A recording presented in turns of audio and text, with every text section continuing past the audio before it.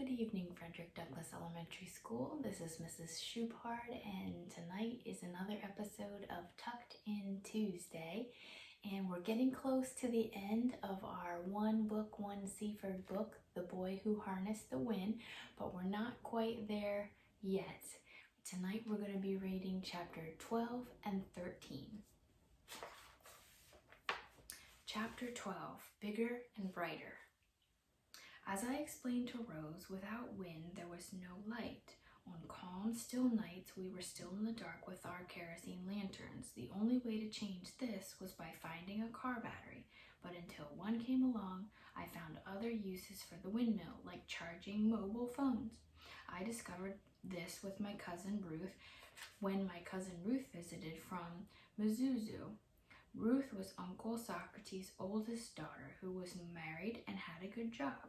She also had a cell phone, and she was always bugging me to charge down at the trading center. Some guys in the market were making loads of money charging cell phones for people who had no electricity in their homes. They cut deals with the shopkeepers who allowed them to run long extension cords to the roadside where they set up a little stall. They sold scratch cards with airtime minutes, and some even had mobile phones that people could use to make calls, like a payphone.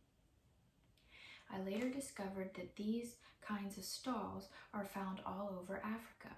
In bigger cities such as Nairobi, Lilongwe, and Kinshasa, some guys even powered photocopiers and computers and printers this way, letting people prepare their work resumes and call about jobs, all on the sidewalk. Of course, the frequent blackouts in these cities were never good for business. Anyway, one day I was complaining about having to take Ruth's phone to the trading center when she said, "Why don't you charge it with your windmill? It produces electricity, right?" I'd already considered this, but the dynamo didn't generate enough voltage to power a phone. It produced 12 volts, which was fine for light bulbs and smaller things, when a charger needed 220. If you remember, while testing the radio, I discovered that energy decreases when passing through wire over long distances. But to charge a cell phone, I'd need something to boost the power, something called a step-up transformer. Electric companies across the world, especially in Europe and America, step up power all the time because electricity gets lost on the journey from the power station to your home. The company installs transformers along the way to add that extra boost. It's like giving your electricity some coffee and donuts to keep it going. The step-up transfer had two coils, the primary and secondary, located on either side of a core. Alternating current flows back and forth and causes the primary coil to introduce the change in the second coil. This process is called mutual induction, which means the voltage from one coil jumps into another. The result is that the overall voltage increases. I learned this from explaining physics in the chapter entitled Mutual Induction in Transformers, which showed a picture of a man with white hair and a bow tie. This was Michael Faraday, who invented the first transformer in 1831. Cheers to that guy, I thought. Using the diagrams, I was determined to make my own step-up transformer. First, I borrowed a pair of wire cutters and cut an iron sheet into an E pattern. The diagram showed how to boost 24 volts into 220. It explained how voltage increased each turn of the wire, how the primary coil needed 200 turns, while the secondary needed 2,000. Next was a bunch of mathematical equations, but I paid them no mind. I started rapping like mad and hoped it worked. I then connected the dynamo wires to the primary coil, while the secondary coil was wired directly to the prongs of a phone charger. Ruth stood over me, eyebrows raised. "Don't blow it up," she said. I lied. "I know what I'm doing." Then I plugged in the phone jack, The screen brightened and the bars began moving up and down. It worked. See, I told you. To make things easier, I built a plug using the AC outlet from an old radio, which I fixed into the wall like a normal electric socket. When news of this invention reached the trading center, a line of people wanting to charge their phones reached the road. Many people who came still pretended not to believe me, probably in hopes that I wouldn't charge them money. They said, "Are you sure this electric wind can charge my phone?" "I'm positive." "Prove it." "See, it charges." "My God, you're right, but leave it to the little younger. I am still not convinced." After 2 months of using this method, I finally went bigger. I was over at Charity's one day and spotted an actual car battery sitting in the corner. "I found it yesterday on the road," he said. "Just pay me when you can." From studying my books, I knew the car battery used DC power, so if I wanted to charge it using my dynamo, which spit out AC power, I'd have to find a way to convert it. My book talked about diodes or rectifiers, which are found in many radios and electronic devices, and convert this power for you. The kind of diode I needed looked like a tiny D-cell battery on a long metal skewer. The sight of it reminded me of the smoked mice kebabs that boys sold along the highway as snacks. After studying the picture, I easily found one in an old 6-volt radio in Jeffrey's room. I fashioned a soldering iron from a piece of heated cable, then fused the diode with the wire between the windmill and the car battery. Kamkwamba, I thought to myself, you are one clever chap. But not so fast, because doing this created a new kind of problem. The phone charging plug in my wall only worked with AC power. I puzzled over this for several days and searched every book for the answer. Finally, my cousin Ruth solved it in the simplest of ways. She gave me a phone charger that plugs inside your car, one that uses DC power. After making some modifications to the wires, I had a new wall jack.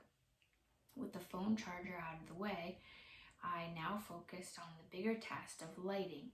Armed with the car battery, I was able to install 3 additional bulbs in the house. I couldn't use normal incandescent bulbs because they only work with AC power, so I had to find alternatives. At Mr. Dodd's shop, I found 3 car bulbs, a brake light, and 2 front lights. I kept the dynamo bulb in my room, which worked on both AC and DC power. I installed 1 car bulb above my door outside, 1 in my parents' bedroom, and another in the living room. When the battery was fully charged, the lights could work for 3 days without wind. The bulbs connected directly to the battery with wires and operated on a parallel circuit.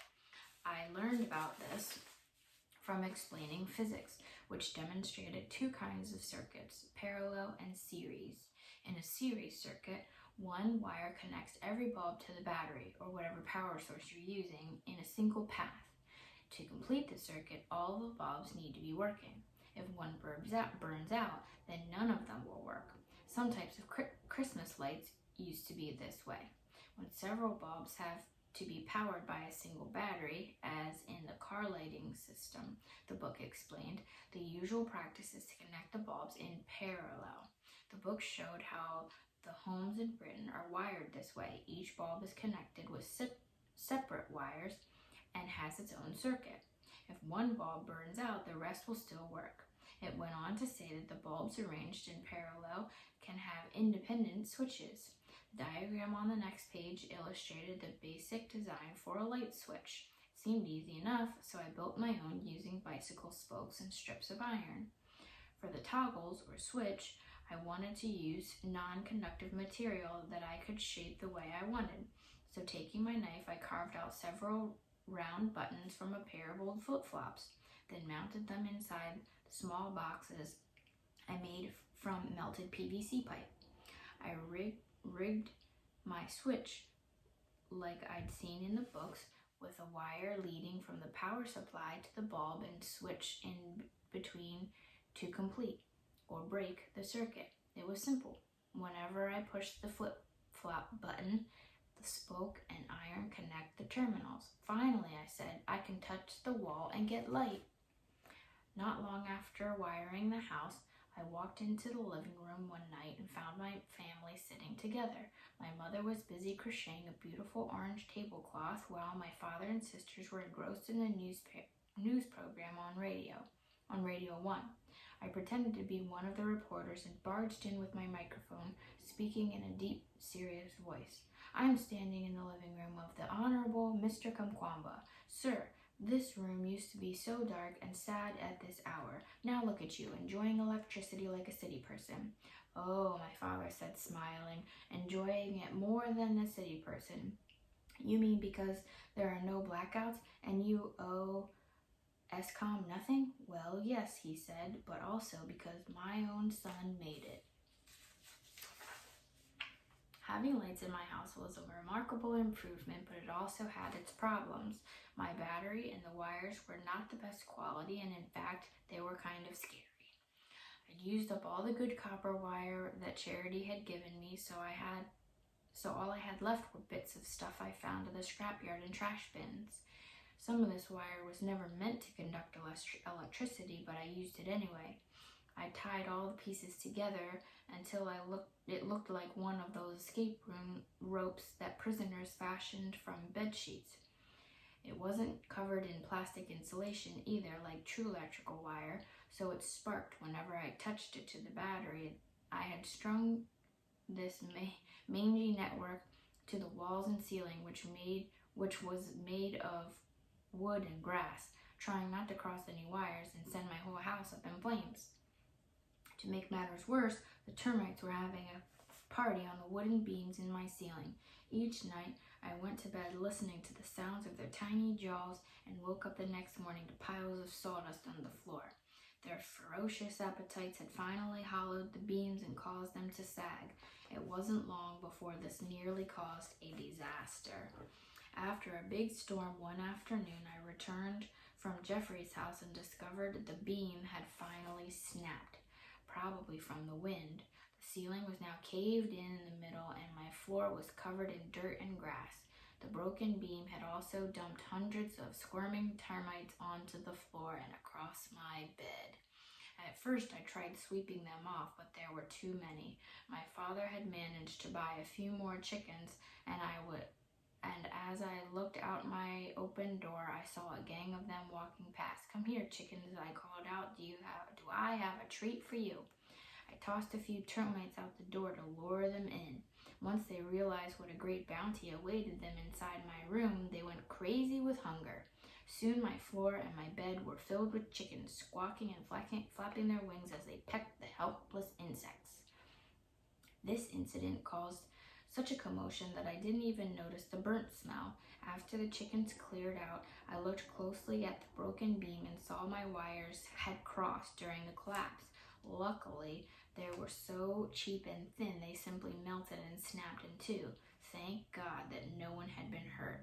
When Jeffrey arrived later to help pick up the mess, I told him it's a good thing I'm too poor to buy quality wire. If I'd use anything better, I'd have burned up my house. I warned you about that roof, he said. Sure, I didn't listen.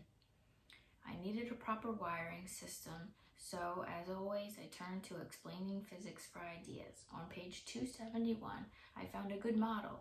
A diagram showed a utility system in a home in England, wired with parallel like mine.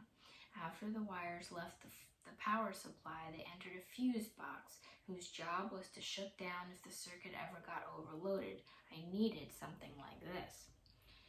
The fuses contained tiny metal filaments that melted when the overload occurred. But I didn't have any of these, nor did I want them, as the fuses had to be replaced each time. The book went on to describe a similar device called a circuit breaker, which used switches that could be reset. They didn't offer a drawing, but the concept seemed similar to an electric bell, which I'd studied in detail. In most parts of the world, electric bells were found all over the place at schools and railroad crossings, in fire alarms, and at one time in telephones. The concept is amazingly simple, which is why I loved it so much. It works like this. A coil becomes magnetized and pulls a metal hammer that strikes a gong. That's it. However, during the striking motion, the hammer also trips the switch that breaks the circuit. It does this about a dozen times per second, giving the bell its ring. I started by making a breaker box from PVC pipe. Next, I wrapped the heads of 2 nails with copper wire to create 2 electromagnet coils. I mounted these inside the box with the coils facing each other about 5 inches apart. Coming up between them, I wired a small bar magnet, which I busted off a radio speaker, to a piece of a bicycle spoke to where it looked like a lollipop. This magnet lollipop could tick-tock back and forth between the 2 coiled nails. I then removed the little spring from the ballpoint pen and stretched it out. I positioned it between the lollipop magnet and the nail where it rested lightly against the wire leading to the battery. Basically, this spring completed the circuit and acted like a kind of trap. When the light was turned on like normal, the electricity flowed from the battery into this circuit and magnetized my 2 nail coils, one of which was slightly closer to the lollipop. The polarity is determined by which direction the current runs, so I wrapped the nail with wire so the closest one to the lollipop pushed while the other nail pulled. This pushing and pulling kept the lollipop balanced in the center, never knowing what to do. In the event of a power surge, the balance would be broken. The coil close to the lollipop would receive the surge first and push it hard against the other coil, knocking the pen spring loose and breaking the circuit. As you can imagine, this was tricky to build. I spent hours trying to position the coil and the lollipop magnets just right and determined the best place for the tripwire. Once it was finally done, I nailed the breaker box to my wall just above the battery. Each night, I sat on my bed and stared at it, waiting for it to work. I got my wish about 2 weeks later when a cyclone hit my house. I'd spent all day in the trading center, and I returned to find bits and pieces of my thatched roof lying in the yard. When my mother came out from the kitchen, I asked what happened. A big cyclone just came from the fields. We had to run inside. I entered my room and saw that the roof had collapsed. Parts of the ceiling were all over the floor. I also noticed that the circuit breaker had flipped and the lollipop was now sticking against one of the coils. I tried moving it back to the middle, but it refused and just kept swinging back into the nail. After disconnecting the battery, I followed my wires along the ceiling and discovered they'd become tangled in the cyclone winds. Once I separated them and reconnected the battery, the lollipop returned to the center. Once again, I'd narrowly escaped a fire. But, of course, I was more excited about my circuit breaker than anything. Mr. Jeffrey, do you realize what this means? My house would be ashes right now. All of my clothes and blankets and books, everything would be gone. My circuit breaker saved the day. Your circuit breaker is great, he agreed, but I think a better solution is to fix your roof. Any new invention is going to have problems, and aside from the patchy wiring, one of the biggest headaches was the bike chain. Whenever the wind blew really hard, spun the blades and the chain would snap, or simply jump off the teeth of the crankset, forcing me to climb the tower to fix it. This required stopping the blades, which is always painful. One morning, I was enjoying a deep sleep when the terrible racket forced me awake. The chain had broke again.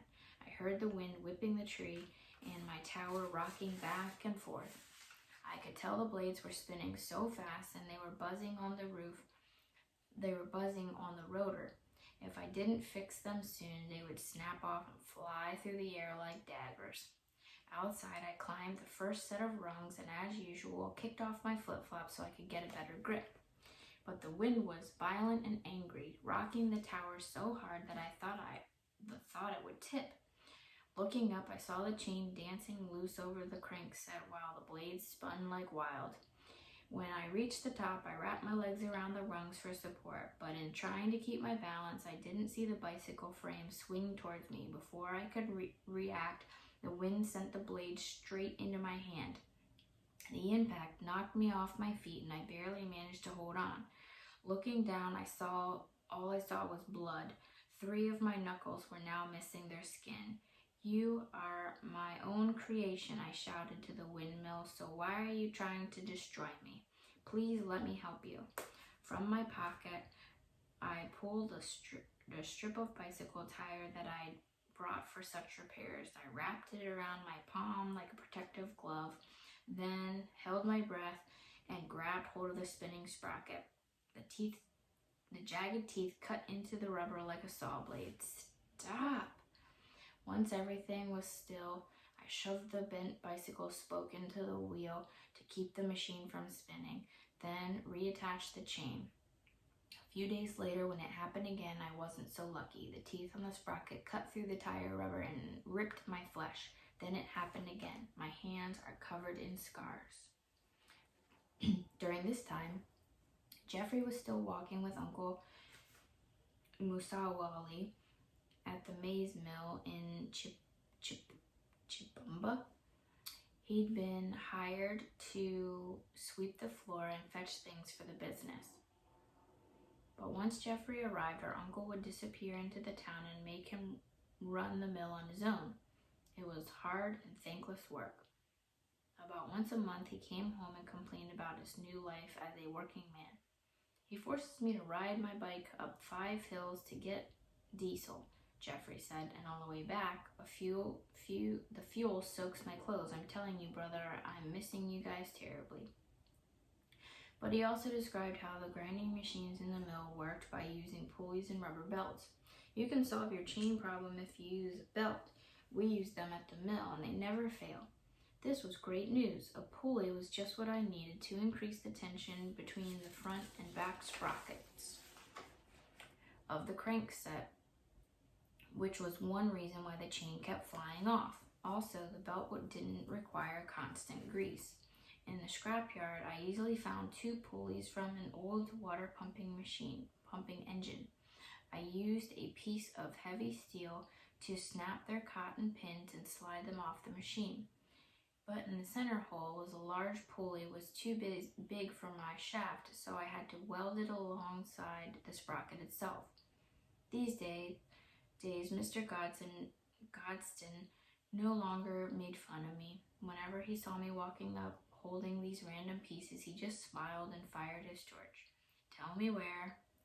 Mr. Godston even let me use his grinder to flatten all those sharp teeth on the sprocket until its edges were smooth. "This is for all my scars," I said as they disappeared under a shower of sparks. The pulleys worked great, but I didn't have the proper belt. Jeffrey had promised to buy me one, but in the meantime, I cut a handle off an old nylon bag and rigged it with the pulleys. It worked for about 10 seconds, before slipping off. I even cut open a few batteries and removed the aluminum chloride jelly, which I'd first read about in my books, hoping it would act as a glue, but it wore off after a few hours. An old man in the trading center then gave me an actual belt from a milling machine, which he used to fasten vegetables to his bike. The belt was broken, so I tried mending it with my crochet needle and carbon fiber from a truck tire. It didn't last long, but with nothing else, I used this system for 2 months. Finally, Jeffrey returned from Chipumba with a good belt that worked beautifully. At last, no more injuries on the job. Even better, no more getting out of bed in the mornings to climb the tower. Instead, when the rooster stirred me from my dreams in the early morning, which he always did, the steady hum of the machine sang me back to sleep. But sometimes that rooster was a persistent guy, and not even my windmill could guarantee my rest. "Chicken," I screamed. "If you don't shut up, it'll be your skinny neck spinning from those blades." Cock-a-doodle-doo. It was no use. Conquering darkness on the farm was hard enough, but a noisy chicken, that was impossible. Chapter 13, The Restless Inventor. That January, the students returned to the school at Kachokolo. I sat on the road one morning listening to them laugh and joke and talk about their friends and teachers, and when they passed, I went to my room and closed the door. I still saw Gilbert and the others from the games of Bawo, and when they said things like, "So William, when shall we see you in school again?" or boast about their grades, I said nothing or simply told them I'd rather not talk about it. After a while, no one did. It was around then I started noticing the ghosts. Not real ghosts, but boys who dropped out of school and now loitered in the trading center without a purpose. I'd see them outside the dry goods store in their bare feet and grimy clothes, waiting for small jobs so they could spend all night in their bar rooms. In Malawi, we say these people are grooving through life, just living off Ganyu with no plans for the future. I started worrying that soon I'd become like them. I worried that one day the windmill would no longer excite me, or it would become too difficult to maintain, and the maze rows or boozing dens would slowly swallow me up. It was easy to lose hold of your dreams. I battled this darkness by trying to keep a positive mindset. Every week I returned to the library just to continue learning and stay inspired. I read all the novels and spelling books and practiced my English, and I continued checking out explaining physics, using energy, and integrated science, and researching other ways to help my family. Because the windmill had been such a success, I was feeling pressure to do something bigger. I began to see myself like a famous reggae star who was just released a #1 album and now had to produce another hit. The fans were waiting, at least I thought they were. So each day at the library, I flipped through my books looking for the next big idea. Many people who came to see my windmill kept saying the same thing. "This looks like an antenna," or "If you could make this electric wind, you can make one of those. That's what it looks like anyway." This made me curious about how an antenna actually worked, and after thinking about it for a while, I went to Jeffrey with an idea. Hey, these people are always saying our windmill is an antenna, or let's give them what they want. What do you mean? Let's build a radio station. That afternoon, we rummaged through our bags of parts and found 2 junker radios that didn't even have covers attached. I wanted to test a theory. One night, a few weeks before, they'd been in a big thunderstorm. I was in my room listening to the Sunday Top 20 when a huge crack of lightning exploded and caused a blip in my program, as if lightning had sliced through my signal. So taking the 2 radios, I tuned one to a static frequency, then took the second and tuned it to the same place on the dial. When this happened, the second radio went silent, no static, nothing. Was the frequency from one radio penetrating the other, just like the lightning bolt? If that was true, surely I could put my own voice on top of the frequency and let it ride into the next radio. One of the radios I was using was a Walkman with both AM, FM, and a cassette player. So leaving the first radio tuned to static, I took the Walkman and switched it to the tape mode. I noticed that wires ran from one tape head to the speakers, so I unhooked and reconnected them to the player's condenser, which controls the frequency. Perhaps music meant for the speakers could instead catch a ride on a frequency wave straight into this fellow's radio. I put my Black Missionaries tape in the deck. "Here it goes," I said. I pressed play, and sure enough, the music played loud and clear on the other radio. The Walkman was my transmitter, meaning that if I had 5 radios tuned to the same frequency, they'd all be playing the Black Missionaries. "Now, Mr. Jeffrey," I said, "how can I do this with my voice?" I unhooked the wires from the condenser and reconnected them to a separate speaker, which I broke off of a pair of headphones, turning it into a microphone. I pressed play again and started talking into the mic. 1, 2, 1, 2, I said. I could hear my voice coming from the other player. Good afternoon, Malawi. This is your host, William Kamkwamba, along with my trusty sidekick, Mr. Jeffrey. Your regularly scheduled program has been interrupted. After that, Jeffrey and I began experimenting with our little radio station. Jeffrey walked outside with the radio while I stayed in my room and started singing his favorite Billy Coda songs. Even outside, Jeffrey could hear my voice clearly, and I held nothing back. After a while, he shouted, "My ears are bleeding, but please carry on, this is cool." But the farther he got from my bedroom, the weaker the signal. After 300 feet, it completely disappeared, which is probably good for Jeffrey on account of my lousy voice. If we only had an amplifier, we could broadcast to greater distances, I said. But Jeffrey was scared we'd be arrested for messing with the government's frequencies. People kept saying this about the nonsense about my wind wheel. You better be careful or ESCOM will come and arrest you. If the first people to experiment with great inventions such as radios, generators, or airplanes had been afraid of being arrested, we'd never be enjoying those things today. Let them come arrest me, I told them. It would be an honor. Soon, I was attacking every idea with its own experiment. Over the course of the next year, I was constantly planning or devising some new scheme. And while the windmill and radio station had been successful, I couldn't say the same for the other ventures. The project I was most excited about was a water pump, which had been part of my original idea that day at the library. Just as I'd done with the windmill, I first designed an experimental pump so that I could play around with the concept. I modeled it after the picture in explaining physics with a standard force pump which uses a piston and series of valves to push water through an outlet. The best example was the hand pumps my mother and sisters used in Wimbe to get our water. My goal was to build a pump over the shallow well at our house. It was nothing but a 40-foot hole where we took water for washing clothes and floors. It wasn't clean enough to drink.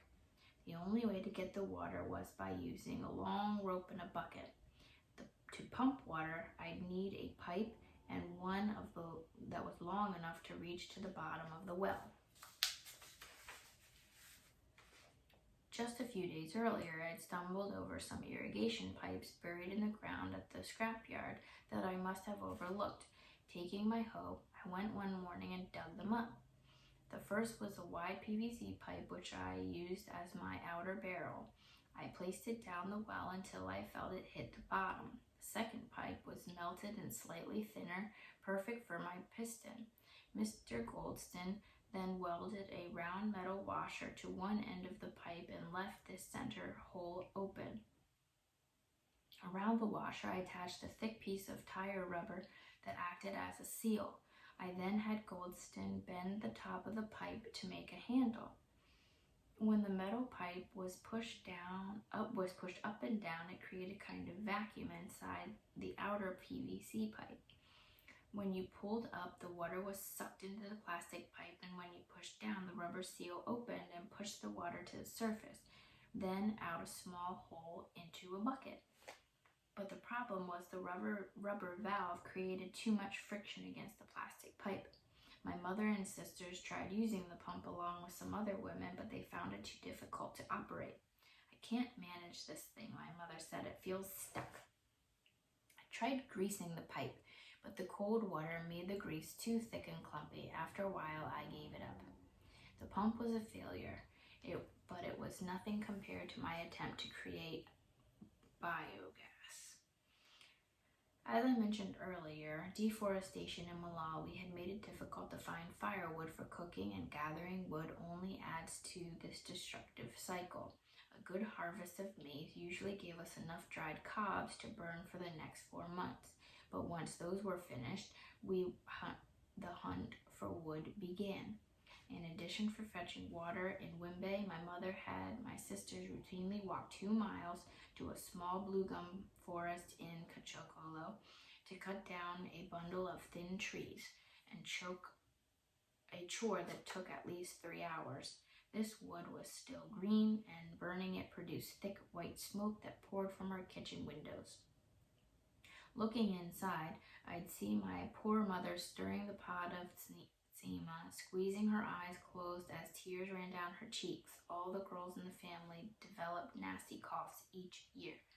In Malawi, this was every woman's burden, and I knew these journeys to find would only get longer and longer. Plus, the deforestation would only create more devastating droughts and floods.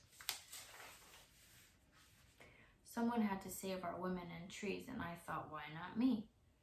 Ever since I'd built the windmill, women asked me, does electric wind allow your mother to cook? The answer was no. My windmill didn't supply enough voltage to power a hot plate, much less an electric stove or oven. But a few weeks earlier, I was experimenting with wires and batteries and stuck upon an idea. I took a long piece of copper wire and wrapped it 20 times around a thick piece of grass, the kind we use to build our roofs and fences. I connected both ends to a 12-volt battery and felt it heat up. Soon the wires were glowing red hot and the grass caught fire in my hands. It was a simple kind of stupid experiment, but it really got me thinking. Maybe something like this could boil water. I couldn't place a metal pot atop a coil of wire because it would act as a conductor. A clay pot was too heavy and would crush the coil. So I built a kind of magic wand using an empty ballpoint pen. These kinds of coils existed already, and I'd used them in the training center, but they were powered by Eskom electricity. I connected mine to a 12-volt battery and dipped the coil into the water. In about 5 minutes, it was boiling. But this was too simple. I had to go bigger. My integrated science book had a small section on alternative fuels such as solar and hydro, both of which I'd studied. But it also mentioned something called biogas, which was made by converting animal poop into fuel for using for cooking. The book described the long process to get this gas. First, you had to bury the poop in a pit, then wait months and months after the gas would be trapped in a valve. But I couldn't be bothered. I don't need a pit, I thought, and I certainly don't need to wait that long. So I devised my own plan. I snuck into my mother's kitchen and snatched a round clay pot she used for making beans. Now all I needed was organic matter, as the book described it, and I didn't have to look far. Across the compound, Aunt Chrissy kept 2 goats in a wooden pen behind her house, and the ground was covered with their marbled-shaped poop. Taking a sugar bag, I made sure nobody was looking and climbed over the fence, and I filled the sack until it was spilling over and walked back into the kitchen. My mother was busy in the garden, which gave me plenty of time to work. First, I dumped the poop into the pot and filled it halfway with water, causing brown, grassy balls to bob and float. I then covered the top of the pot with a plastic jumbo bag and tied the rope around the lip, sealing it tight. For my valve, I clipped the top off the radio antenna and poked the hollow tube through the center of the plastic. Lastly, I corked the top with a reed. My mother's fire was still warm from breakfast, so I added a handful of maize cobs into the coals until the coals caught life. I packed the pot with the center and waited for greatness. Kamkwamba, I said to myself, you've really done it this time. In a few minutes, I heard a rumbling inside the pot as the water began to boil. The plastic puffed and danced from the steam, but the rope held tight. My heart began to flutter. I'd give it a few more seconds before initiating the final test. That's when my mother came in. "What's that smell?" she shouted. I stammered, "Biogas. It's horrible. What are you doing in here?"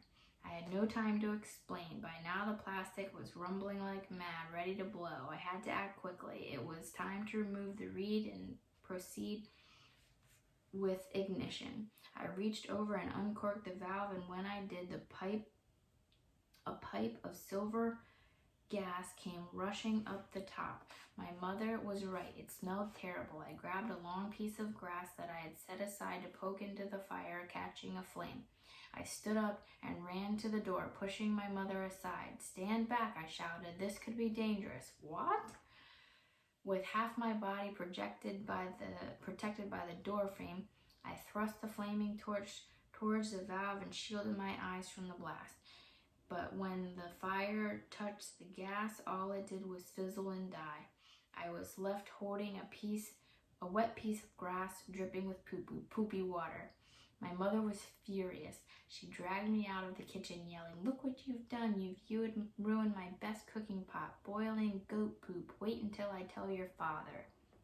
I tried to tell her I was doing it for her sake, but I guess it wasn't the right time. In 2006, when I was 18 years old, another famine struck Malawi. That year, thanks to the change in government, my family had been able to buy a few bags of fertilizer. At first, the rains came like they normally do. We planted our seeds and waited for them to show their faces, then added a spoonful of fertilizer and a lot of prayer. By January, the seedlings were ankle high and showing their little arms.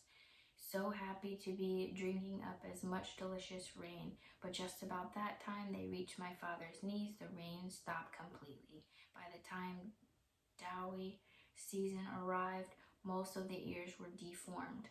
The government quickly promised help, but in the meantime, people grew angry and scared. During the famine of 2001 to 2002, people blamed the corrupt officials who'd sold off our surplus. But this time, instead of acknowledging the weather, they blamed magic, and that meant blaming me. Superstitions were still very strong throughout the country, and several incidents in the news had stirred fears even more. During the previous famine, we heard lots of reports of vampires stealing people's body parts and selling them. Following the vampires, a strange beast appeared in Dowa and began attacking villages. Some said it looked like a hyena. Others said it was a lion with the face of a dog. The attacks caused thousands to flee their homes and sleep in the forest, where they were even more vulnerable to this exotic creature. The people conducted all-night searches. Then one evening they managed to corner the beast in a thicket and opened fire with their rifles. But instead of falling dead, the beast split into 3 separate animals and disappeared into the bush. Villagers summoned their Singanga, who concocted a powerful potion and flung it into the trees. The next morning, the beast lay dead on the road, its simple corpse no bigger than a dog. Later it was discovered that the animal was the product of magic. A certain trader in Dowa had purchased some thunder and lightning from a powerful witch doctor and refused to pay for it.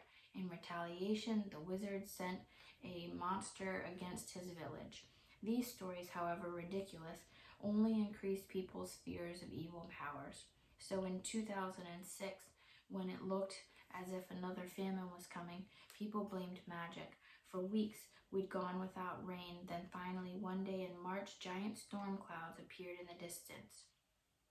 The sight of oily black thunderheads was something to celebrate. "Look," people said, "today we'll have rain. Finally, we're saved." But as the clouds came overhead, a strong wind began to blow. It whipped the red dirt into our eyes and mouths and sent the cyclones tearing through the fields.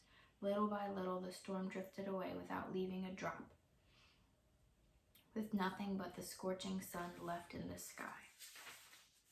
People gathered at my house and pointed up at the windmill. The blades were spinning so fast the tower rocked and swayed. "Look at this giant fan has blown away the clouds. His machine is chasing away our rain. This machine is evil." "It's not a machine, it's a witch tower. This boy is calling the witches." "Wait a second," I said. The drought is all over the country. It's not just here. The electric wind is not the cause. But we saw it with our own eyes, they said. I was afraid these people would return one day and tear down my windmill, or worse. All the next week I stayed inside. I even stopped the blades from turning the day so they wouldn't raise more suspicions. At the trading center, people approached Gilbert. You can tell us the truth, they said. Is it true what they say about his electric wind, or is he really a witch? He isn't a witch, Gilbert answered. It's a windmill, a scientific machine. I helped him build it. Are you sure? I'm sure. You've seen it for yourself. Many of them even used my windmill to charge their mobile phones, but placing the blame on me helped them overcome their fears about the famine. Luckily, not long after that, the government stepped in and released tons of maize on the market. A few months later, some aid agencies arrived and offered more assistance. No one starved or died. A catastrophe had been avoided, but still, it underlined the kind of backwardness in our people that really frustrates me. All right, that's the end of chapter 13. So we're going to stop there for tonight, and we will pick up with chapter 14 next week. So I will say good night, sleep tight, and sweet dreams.